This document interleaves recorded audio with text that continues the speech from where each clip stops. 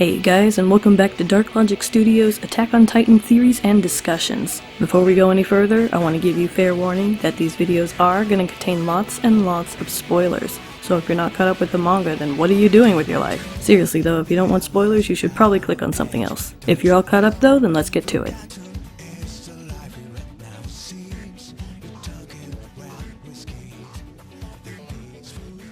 Hey, what's up guys? So I apologize for the lack of videos over the past couple weeks. It's been over 90 degrees lately, and as most of you know, I've been having a lot of trouble with my computer and it's not doing well in the heat. And I also had some other life things to deal with. On top of that, I did a special episode review for the season finale, and it unfortunately, when I uploaded it, got hit with a copyright thing and was blocked, and I had to dispute it, and I'm waiting for the dispute to go through, so hopefully you guys will see that soon. Hopefully it will go through without any problem. But right now, we need to talk about the rest of chapter 94.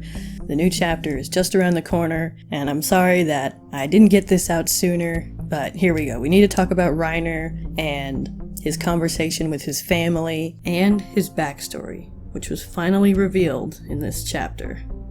So we left off in the last part of the review talking about this mystery guy and the possibility that it might be Eren. If you haven't seen that, go check it out. But after that scene, we cut to later on with Reiner and Gabby having dinner with their family, and Gabby's telling them all about what she did in the battlefield when she bombed the freaking train. She's all boasting about it. She's such a crazy ass kid. She's like, and then I fell straight into the ground. The enemies in the pillbox hesitated to shoot a girl, just like I thought. But there was still no telling. They could have shot me to death at any moment. That's when I waited for the armored train to come. And then I saw my one chance, threw the bombs and boom! Right on target, the armored train derailed and flipped over. My big plan was a success. But then as I ran away, the enemy soldiers started shooting at me with a machine gun. I ran towards the hole as fast as I could. And just as I was about to eat lead, Mr. Galliard protected me with his jaw titan and saved me. And then her aunt or whatever is like, that's incredible, Gabby. And her dad's like, you're the savior of Eldia. And she's all giggling, and they're like all proud of her. And Reiner's mom is looking across the table at him, and she's like, Reiner, do you think Gabby can become a warrior? And he responds, and he says, yes. Considering what happened this time, it's all but certain that Gabby will be allowed to inherit the armored titan. She's like, I'm glad to hear that. For one family to be blessed with two warriors is amazing. We're all proud that Marley has recognized the both of you. And she says, all that's left is to wipe out the damn devils who live on that island. And then all Eldians will be able to live good lives. And then Reiner's just kind of staring at her. And Gabby's like, it's okay, Aunt Karina. Us warriors will protect the Eldians from those island devils. Don't worry. And she pats her on the head. She says, thank you, Gabby. And then another family member is like, we may have won the war, but still, there's no telling when those island bastards are going to come to destroy our world. Yes, you can't blame the rest of the world for fearing Eldians given the situation. Right, Reiner? Even you were just barely able to escape from those island devils alive. You, the armor of the Marleyan army, the greatest force in the world. And Reiner's just kind of quiet, and Gabby chimes in and she's like, you guys know, you should not ask that. I told you that anything about what happens on the island is classified information that only the top of the army is allowed to know, remember? And also, it's hard on Reiner. And she looks up at him and she says, you spent 5 years infiltrating that island where those brutal and cruel devils live, right? Even if it wasn't classified, it'd be hard to talk about what happened to him there. And Reiner kind of stops and then the other guy's like, you're right. I'm sorry, my nephew. We should have thought about your situation. And Reiner takes his hand away from his face and he says, it's fine. There are some things I can say. I infiltrated the army on that island. It was true hell. Everyone there really was a devil. All of them cruel and barbarous. Like the time during our induction ceremony, that someone suddenly started eating a potato. When our instructor yelled at her, she answered without hesitation. She said she stole it because it looked tasty. But even that villain must have realized she was in a bad spot, so she tried to buy the instructor off with half the potato. Or so she said. But she even had the gall to only offer him a tiny bit of it. Not even close to half. None of them know the meaning of the word compromise, you see. Yes, They were all hopeless. One idiot who went to the bathroom only to say he forgot what he went there to do. An irresponsible jerk who only ever thought of himself. And a way too responsible jerk who only ever thought of others. Someone who only ever thought of revenge, and those who followed him. And alongside all those different people stood us. Those days I spent there were true hell. And they all get quiet, and they're just kind of staring at him. And he puts his head down a little and says, I said a little too much.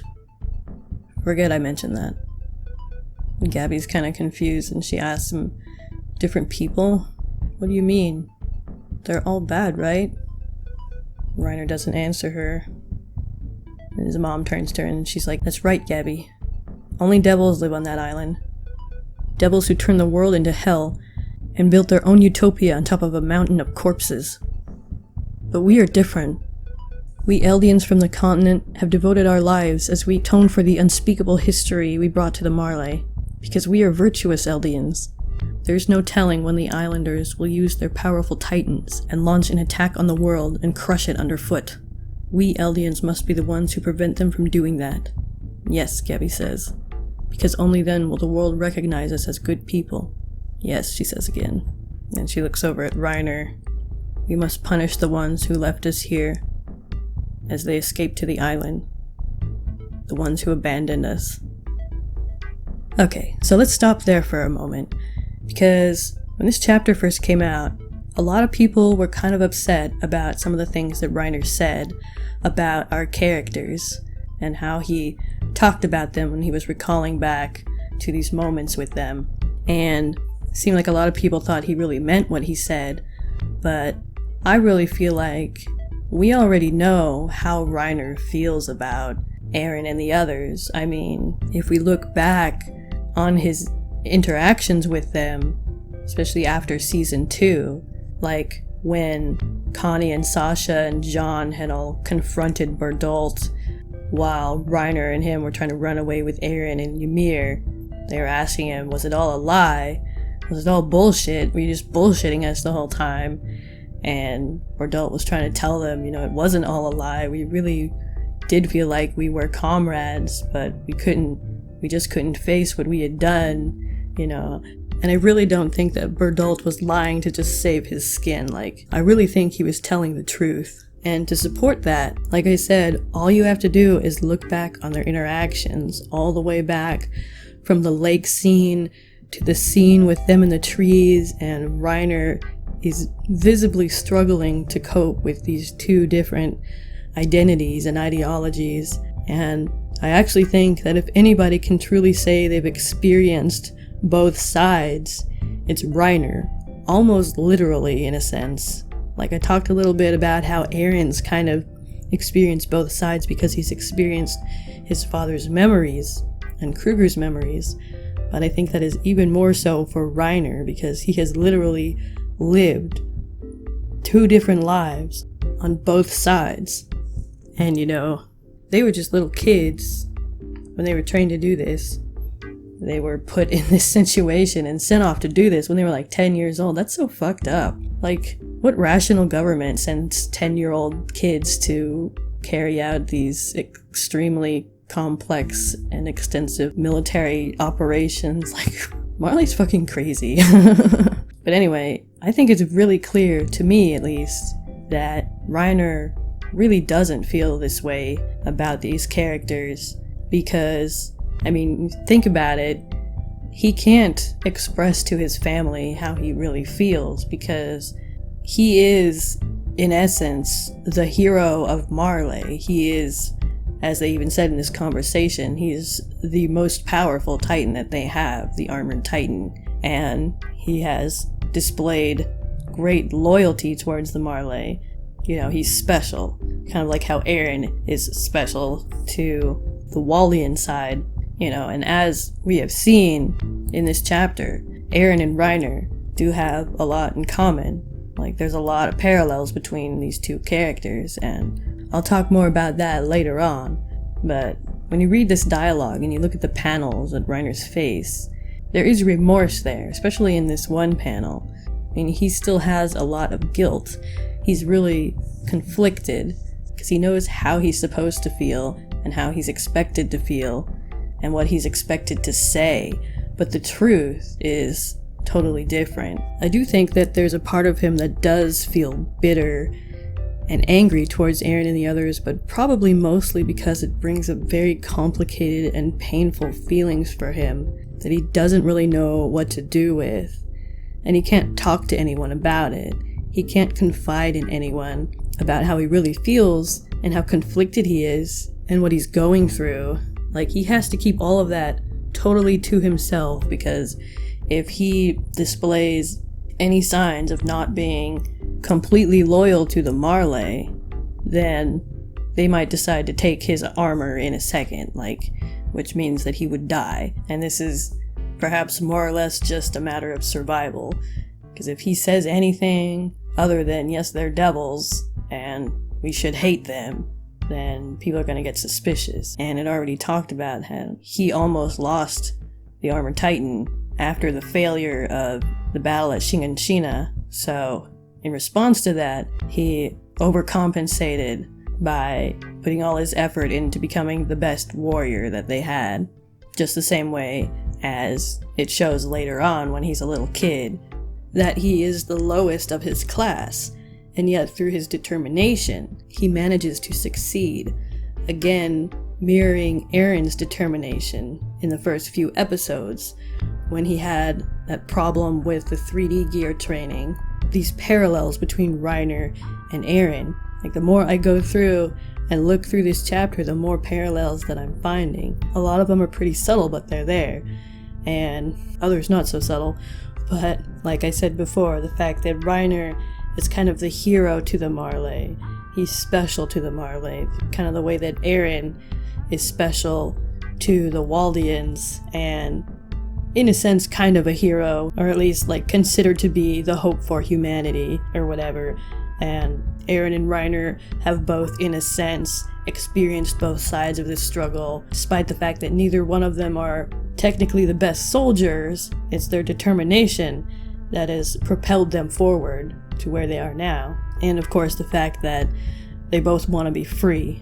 They both want to get out of the walls that are confining them, no matter what they have to do. And thinking about Reiner and seeing him like this, I feel so bad for Reiner because he's really being tormented by the position that he's been put in. He's trying his best to keep it together and fulfill the role that he's supposed to play, but deep down, he understands that things are a lot more complicated than the Marley tell everybody. He knows everybody on that island aren't just devils, they're just people. And when he realized that, it fucked with him so much that he couldn't deal with it. He literally had to shut part of his mind off from that so that he could keep going. But I really wonder what Reiner is going to do from here. Whether he's going to stay loyal to the Marley or whether he might actually turn on them. We've talked a bit about Zeke possibly turning on the Marley, but I think Reiner might be heading that way too. And it seems like we're getting a lot of characters who are kind of questioning the authority that they're under. And they're questioning their reality, in a sense, but they're stuck in this situation. And all they really know is that in order for them to be free, they have to destroy the people on the island. And Reiner doesn't really want to do that because he cares about the people on the island. Whether he likes it or not, he still has those memories, and he still remembers the feeling of being a soldier and having these people as comrades. And I can only imagine what it might be like for somebody inflicted with this disorder as Reiner has, but it's not hard to imagine the toll that this must take on Reiner. Reiner is in a really shitty position. But anyway, with this in mind, and also considering Reiner's conversation with Falco, and again, like I was saying, and as plenty of other people have pointed out, there are so many parallels, and it's like the whole theme of this chapter is that are not so different. And this again has been a reoccurring theme throughout the whole story. We have characters who are completely different who come together because they have that commonality. Like Eren and Armin, they're like completely different people, but they came together because they have something in common that is stronger than those differences. Same with characters like Ymir and Krista, even Levi and Erwin in a sense. But anyway, I really do feel like Reiner and Bertolt, they did develop a camaraderie with our characters inside the walls during their time there. They did develop friendships, and I mean, especially, it's so fucked up, especially because they were so young. And, you know, when you're that young, your mind's still developing, you're still trying to figure out the world.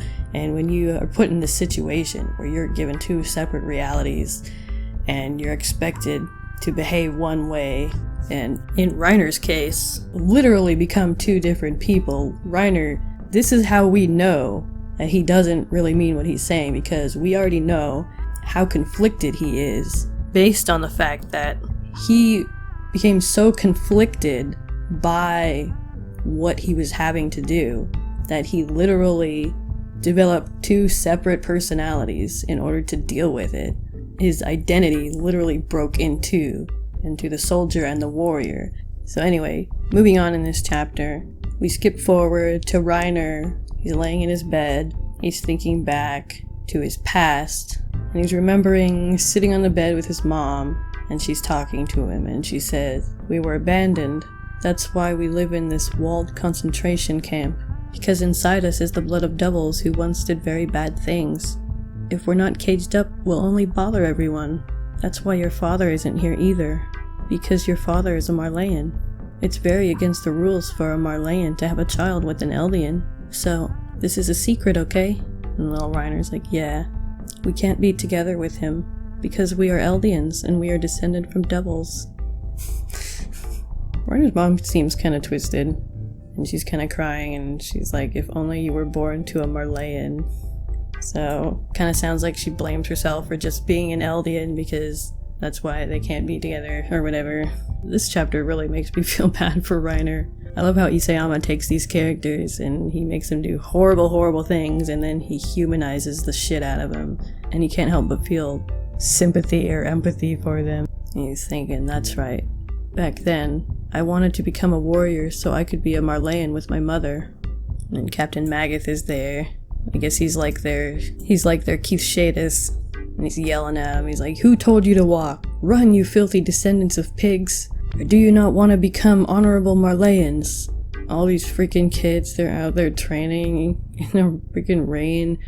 They got these big ass rifles. This chapter's fucked up. And these poor kids. And so it shows Reiner, he's struggling to keep up with the other kids. And we start kind of flashing through. It says, "Marcel Galliard, you pass." And we see them at the shooting range. "Bertolt Hoover, you pass." And we see Reiner, he's struggling with that too. "Annie Leonhardt, impeccable, you pass." He's thinking, damn it, damn it, damn it. He's trying to do his studies and finish his work. And then finally, he bursts in and he says, "Mom, I was chosen to be a warrior candidate." And she's all happy and excited and she hugs him. She says, "Reiner, that's amazing. Now, we're only a step away from being honorable Marleyans." And he says, "Yeah, I promise. I'll inherit one of the 9 Titans." So I'm really interested to see where this is gonna go. We may actually see these characters rise up against the Marley, just the way the Survey Corps did during the Uprising arc when they rose up against their government and the fake King Fritz and the Wall Church or whatever, and they gained power and control the government, and that ended up being essential for paving the way for certain events to occur later. That might be the way things are going. So if the Eldians of the ghetto rose up and somehow overthrew the Marley, that'd be quite a task, because Marley seems like a big empire. Like, according to the map, they have a pretty good chunk of land, and from what it sounds like, a lot of power in the world in general. So that would be quite a task, but considering the fact that the Eldians are the only ones that can turn into Titans, and it kind of seems like at least 2 of their Titan shifters might be kind of thinking about switching sides maybe, or at least defying their government in some way. So, but theoretically, if the Waldians and the Landians, I guess that's what we're calling them now, if they get together and they team up, then I don't think it's out of the realm of possibility that they could overthrow the Marley and regain power from them. The downside of that, of course, is that lots and lots of people are probably going to die, and really, that's what everybody's afraid of. Not just the Marley, but everybody in the world, it sounds like. Everybody's afraid of the Eldians, and I almost think I can kind of see that happening. Because like I said, Reiner and Eren both kind of have the distinction of, in a sense, experiencing this conflict from both sides. They've done it in different ways, but they have experienced that. They have that knowledge. They have that commonality. And depending on what they do with that could determine what is going to happen when these two sides finally do clash. Now, if we go back to our mystery hobo guy, and the fact that it's probably most likely Eren, in a previous video I had said that I thought maybe Eren was there to commence a surprise attack on the Marley. He could be there with the Survey Corps, or he could be there by himself, gone rogue again. But what if Eren is not there with the intent of being hostile? After all, if he did just want to go there and attack them, and if he was going to disguise himself as anybody, which he theoretically could do, then you'd think he'd be wandering around the Marley side, but he's wandering around in the ghetto with all the rest of the Eldians. And as we also discussed in that video, Eren has gained the ability to control himself, the thing that everybody's been telling him to do throughout the whole story. To restrain his anger he has accomplished, because otherwise he wouldn't be able to disguise himself as an enemy and be that close to Reiner and Zeke and everybody else without lashing out in some way. He can control himself, and on top of that, if that is Eren, then he's also managed to master his Titan ability, because otherwise he wouldn't be able to have a sawn-off leg that's not spewing steam or trying to grow back. But anyway, if this is Eren, he's wandering around on the Eldian side, he's pretending to be a wounded soldier so he doesn't look threatening, then maybe his actual intention, the reason that he's actually there, is to talk to somebody, find somebody to communicate with, and potentially maybe even propose an alliance of some kind. Maybe he's even going to approach Reiner at some point, or Zeke. What if in the next chapter we see Eren approach Reiner and have a conversation with him? Like, that doesn't sound super exciting, but it sounds exciting to me, because I would love to see that confrontation without it being a big battle. I want to see how these characters would interact after 4 years of being away from each other, after growing up and having gone through whatever they've been through throughout the past 4 years. Like, I want to see how that would happen. I want to see how that would play out, because we've got our protagonist and our antagonist, both our main antagonists actually, all in the same spot right now. And like, I really can't wait to see what all our characters look like after 4 years have passed. Like, they're all grown up now. Like, I always forget that they're only like 15 or 16 or something, or they were at least, and now they're all like 19 and 20 or something like that. So it's gonna be interesting seeing them all grown up. But what do you guys think of this idea? Like, some of you guys had mentioned the idea of the Eldians in the ghettos and the Eldians on the island getting together and forming an alliance, but I didn't really take it seriously until I really started thinking about Reiner and this chapter. And as much as I talked about the idea that he's going to attack somebody, I kind of feel like this idea that Eren is there to communicate with somebody or try to open a line of communication, that possibility fits in better with the scenario that we've been given. So I'm kind of hoping that actually happens, because it would be kind of cool to see all the Eldians get together and rise up against the Marley. I mean, its history still repeating itself and it's still fucked up, but who knows? Maybe it'll go in a completely different direction. But from what it sounds like, at least, the Marley are pretty tyrannical. They're going around conquering people and conquering nations with their titans and their enslaved Eldians, and they're pretty fucked up. So, at the same time, still, tons of innocent people will die, so... You know, this anime should have just been called Deontological Dilemma, the manga. Alright guys, let me know what you think in the comments. Give me your thoughts on Reiner. How did this chapter make you feel about Reiner? Like, did it make you feel bad for him? Did it make you empathize with him a little more, despite everything he's done? And yes, there is one more scene in this chapter that I haven't gone over yet, but I'm going to talk about that in the next video, because There are some things in there that I want to touch on that don't quite fit into this video, so I'm going to make a quick video talking about that. Why is it that they have 7 candidates, but only 6 Titans? Seems to me like maybe one of them got stolen. Just maybe. Was it Eren Kruger? We'll talk about that next time. Alright guys. And last but not least, big thank you to all of my patrons. We got 3 new ones. Michael, Joe, and DeMaurice, thank you guys for your patronage. I'm so sorry that it's taken me this long to get out a video right after opening my Patreon account. Life got in the way, but anyway, I'm not going anywhere. Thank you all so much for your patience and putting up with me and my absence lately. I believe this computer issue will be resolved soon, so looking forward to that and getting things back on track. So stick around. Attack on Titan, next chapter's coming up, so you better believe we're gonna have fun with that one. Because I have a feeling some interesting shit's gonna go down, to say the least. Alright guys, thanks so much for watching. If you enjoyed this video, make sure to like, share, comment, and subscribe if you haven't already, and I'll see you next time. Peace.